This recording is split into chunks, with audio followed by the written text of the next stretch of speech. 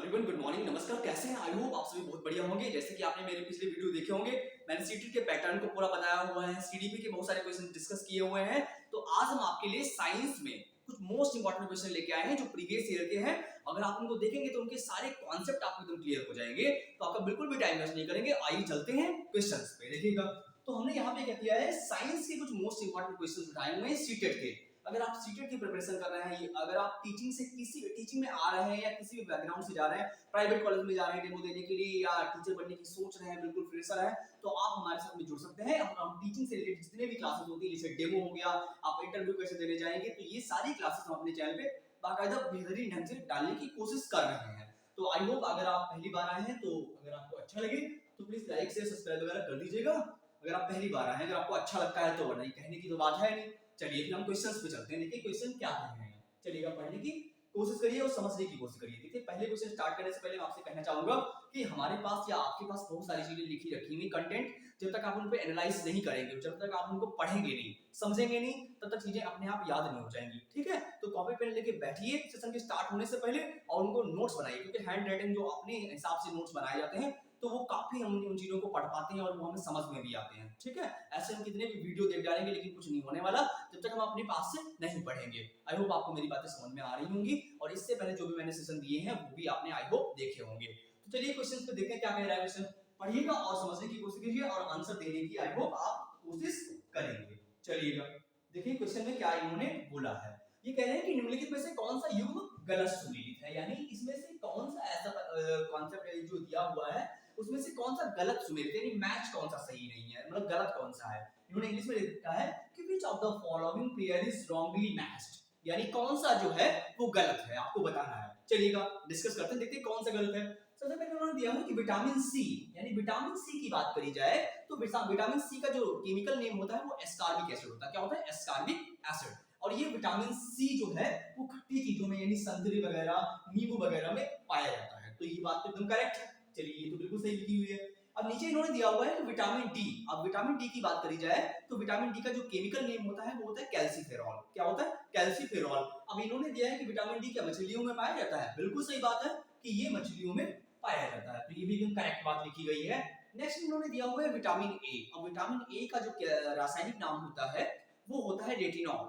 अब ये vitamin A जो है पपीता में बिल्कुल पाया जाता है और आपने पढ़ा भी होगा ये। ठीक है, इसकी कमी से डिसीज वगैरह, रतौंधी वगैरह हो जाती है, वो भी आपने आज को सीखी होगी। तो यहाँ पे इन्होंने दिया हुआ है विटामिन के।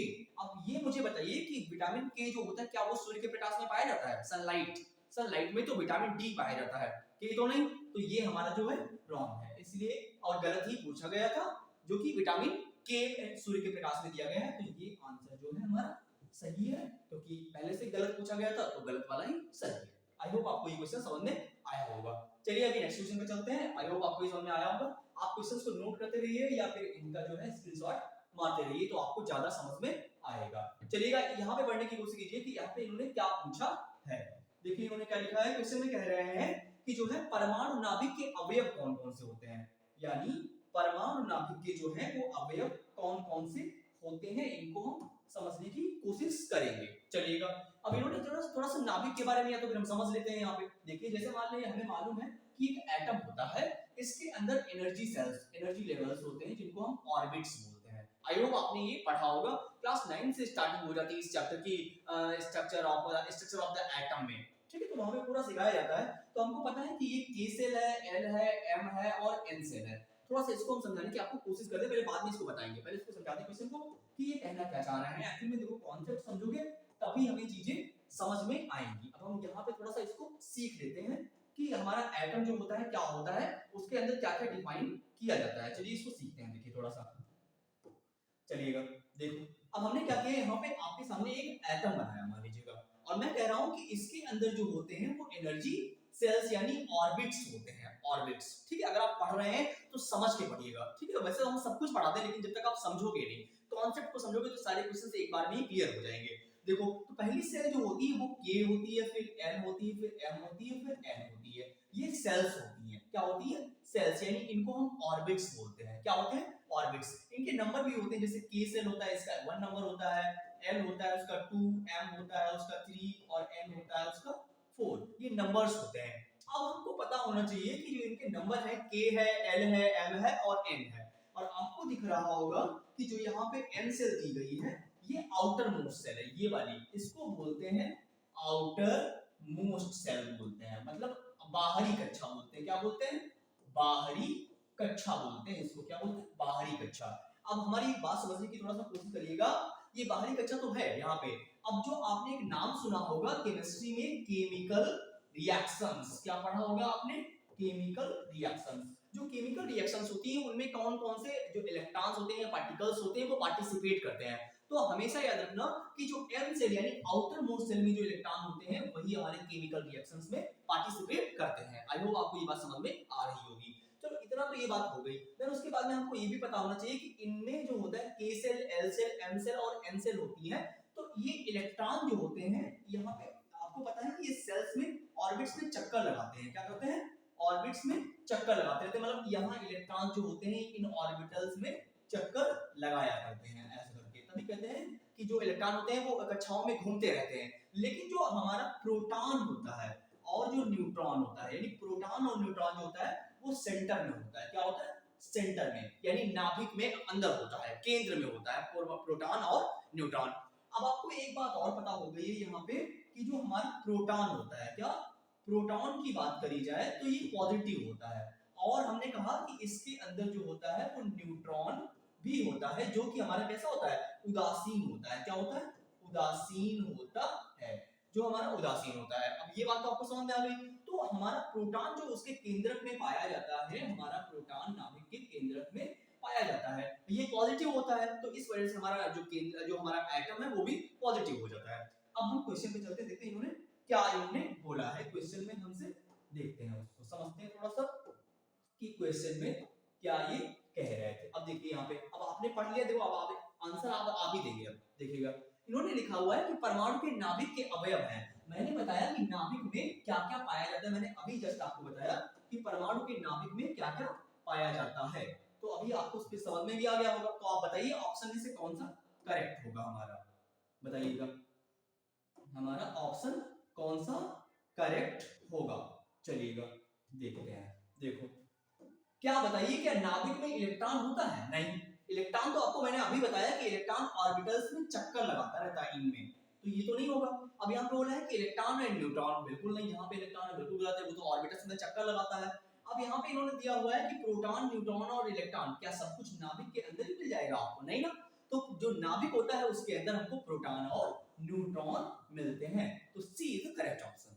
ठीक है, तो आई होप आपको समझ में आ गया होगा कि एक नाभिक जो होता है, एक परमाणु जो होता है, एटम जो होता है, atom is the smallest unit of matter, पदार्थ की सबसे छोटी इकाई होती है। ठीक है, आई होप आपको ये क्वेश्चन समझ में आया होगा। देन अब हम आगे चलते हैं नेक्स्ट क्वेश्चन पे। आप समझने की थोड़ा सा कोशिश करिएगा तो हमें भी अच्छा लगेगा। ठीक है, चलिएगा अभी नेक्स्ट क्वेश्चन पे चलते हैं कि देखिए इन्होंने क्या इस क्वेश्चन में स्टेटमेंट में दिया है। जरा पढ़िएगा और आंसर देने की कोशिश कीजिएगा। देखिए इन्होंने क्या बोला है, अभी हमसे थोड़ा सा आप समझने की कोशिश करेंगे। देखिए क्या लिखा हुआ है स्टेटमेंट में। इन्होंने लिखा हुआ है कि all living organism are made up of cells, यानी सभी जीवित जीव कोशिकाओं से बने होते हैं। क्या मतलब जितने भी जीव होते हैं वो क्या सारे के सारे कोशिकाओं से बने होते हैं? ये आपसे क्वेश्चन में पूछा गया है। अभी इसका स्टेटमेंट में कंक्लूजन में क्या दिया गया है, निष्कर्ष भी दिया गया है यहाँ पे कि the cell is the basis unit of life, यानी कोशिका जीवन की मूलभूत इकाई होती है। अब आप मुझे बताइए कि यहाँ पे कौन सा गलत क्या सही है, क्या कंक्लूजन गलत है या हमारा जो स्टेटमेंट दिया गया है वो गलत है? बताइए क्या दिया गया है, क्या नहीं दिया गया। ऑप्शन देखते हैं। इन्होंने बोला है ऑप्शन में कि कंक्लूजन इज करेक्ट। देखते हैं, हो सकता है कंक्लूजन इज इनकरेक्ट। क्या ये इनकरेक्ट है? नहीं, हमें तो बिल्कुल ही सही दिख रहा है। और हमारा ये स्टेटमेंट जो लिखा हुआ है कि सभी जीवित जीविताएं कोशिकाओं से बने होते हैं, बिल्कुल सभी जीव जो होते हैं छोटी छोटी कोशिकाओं से बने होते हैं। तो हमारा ये तो बिल्कुल गलत हो गया। Both are correct but not related. आप मुझे बताइए क्या ये दोनों करेक्ट हैं लेकिन एक दूसरे से संबंधित नहीं है?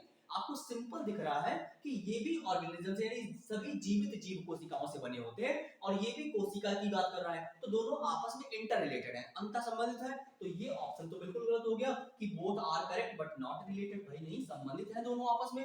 नेक्स्ट में लिखा हुआ है कि बोथ आर इनकरेक्ट, दोनों गलत हैं। क्या नहीं, बिल्कुल नहीं। हमारा जो ए ऑप्शन है वही हमें अच्छा दिख रहा है। देखिए साइंस की बात कर रहा हूं अभी मैं, और हो सकता है सीडीपी की बात करता हूं, तो उस टाइम पे भी आपको चारों ऑप्शन एकदम करेक्ट दिख सकते हैं, लेकिन जो आपको बेस्ट दिखता है आप उसी को चूज करेंगे। ओके, आई होप आपको ये समझ में आ रहा होगा। अभी हम नेक्स्ट क्वेश्चन पे चलते हैं। आप स्क्रीनशॉट लेते रहिएगा, अगर आपको समझना है बाद में आप रिवीजन भी कर सकते हैं इन चीजों के, अगर आप नोट्स बनाएंगे तो आपको और अच्छे से समझ में आएगा। चलिए अभी फोर्थ क्वेश्चन पे चलते हैं कि ये क्वेश्चन हमसे क्या कह रहा है, थोड़ा सा पढ़ने की इसको कोशिश करिएगा।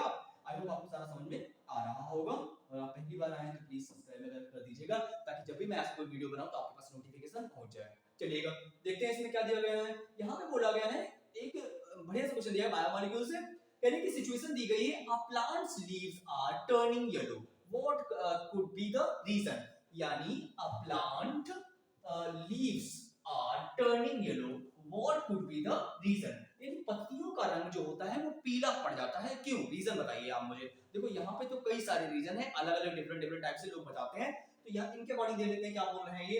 इन्होंने हिंदी में भी लिख रखा है कि एक पौधे की पत्तियां पीली पड़ रही है, इसका क्या कारण हो सकता है।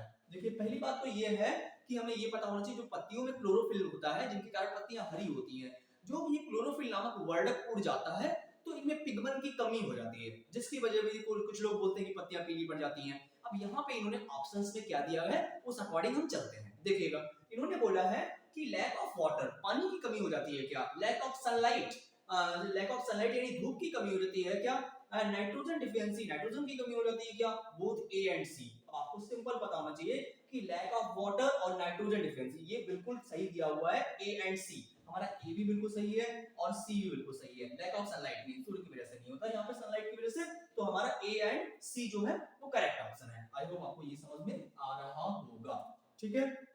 तो चलते हैं नेक्स्ट क्वेश्चन पे, चलिएगा आइए हम नेक्स्ट क्वेश्चन पे चलते हैं। अभी देखते हैं नेक्स्ट क्वेश्चन में इन्होंने हमसे क्या बोला है।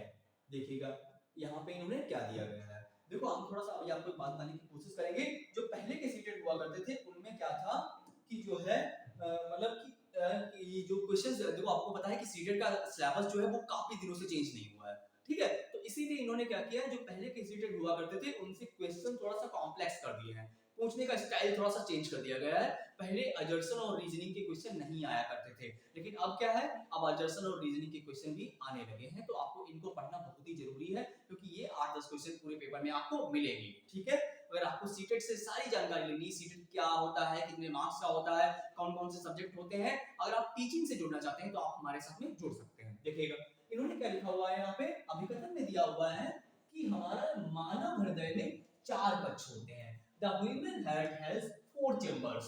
बिल्कुल सही बात कही गई है कि मानव का हृदय जो होता है वो 4 चैम्बर यानी 4 कक्षीय होता है, तो ये बात तो एकदम करेक्ट यहाँ पे लिखी हुई है।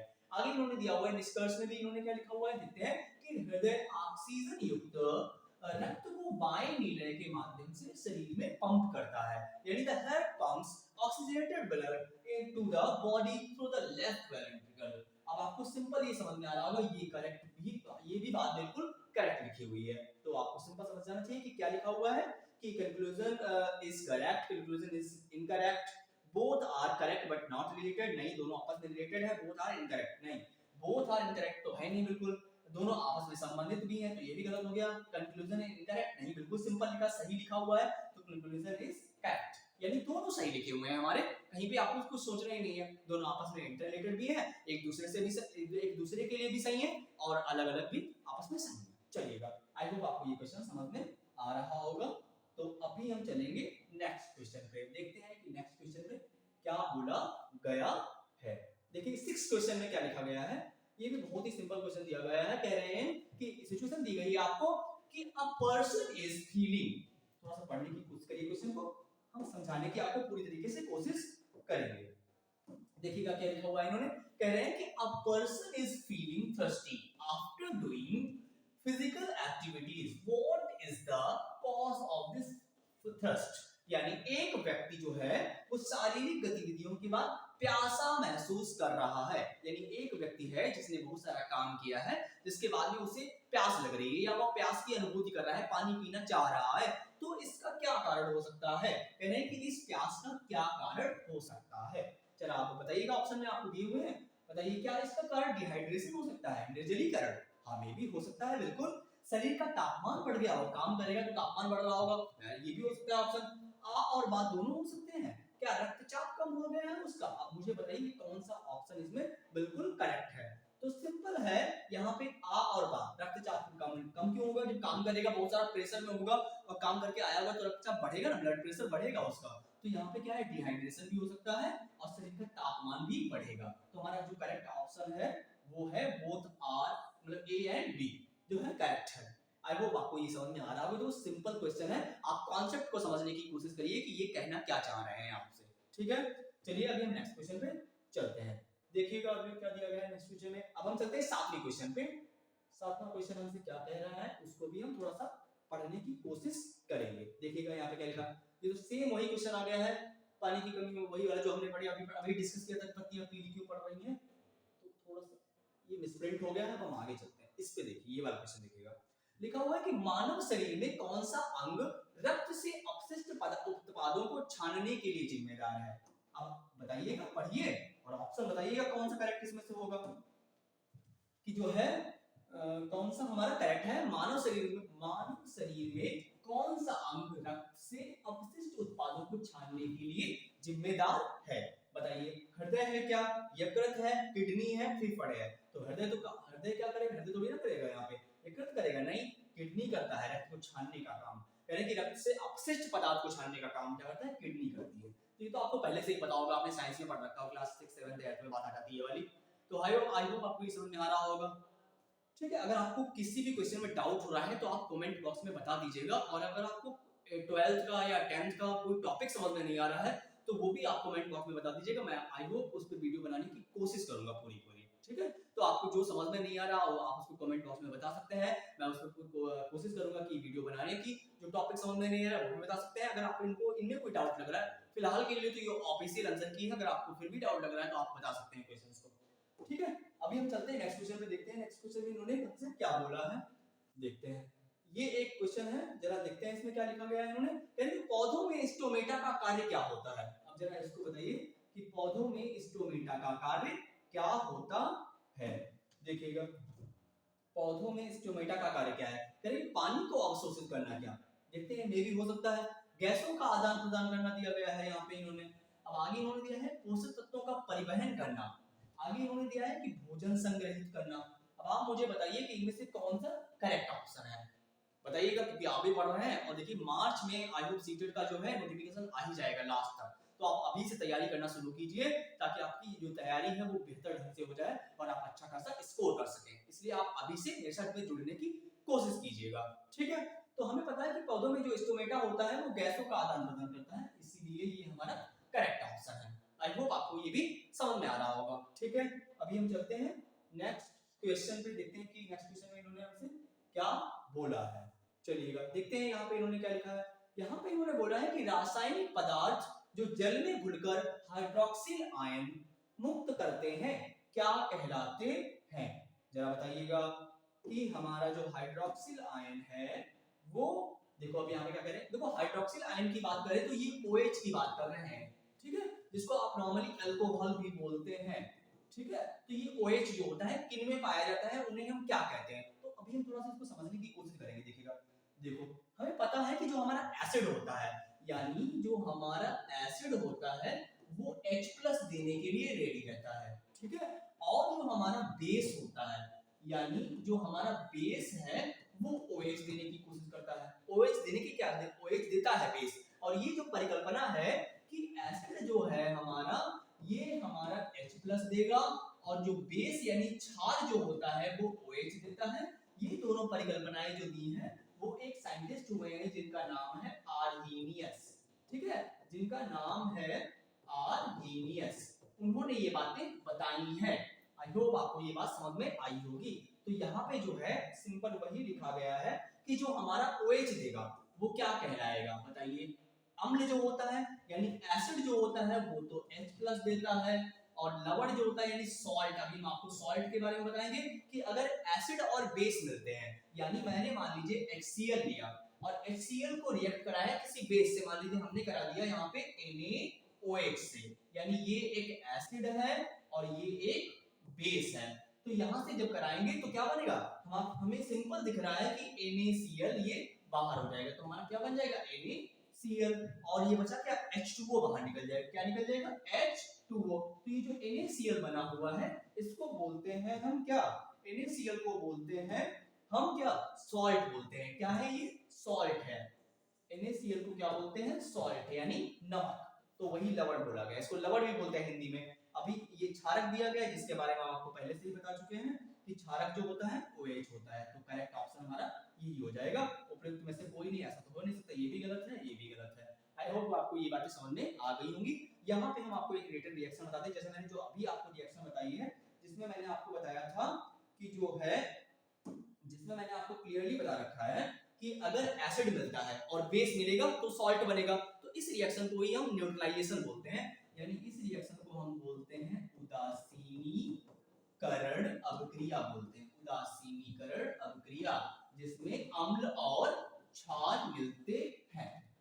ओके, आई होप आपको समझ में आ गया होगा। तो अभी हम चलते हैं नेक्स्ट क्वेश्चन पे, देखते हैं नेक्स्ट क्वेश्चन में इन्होंने क्या बोला है। अभी तो हमें लग रहा है इतने क्वेश्चन है। फिर आई होप आपको सेशन अच्छा लगा होगा।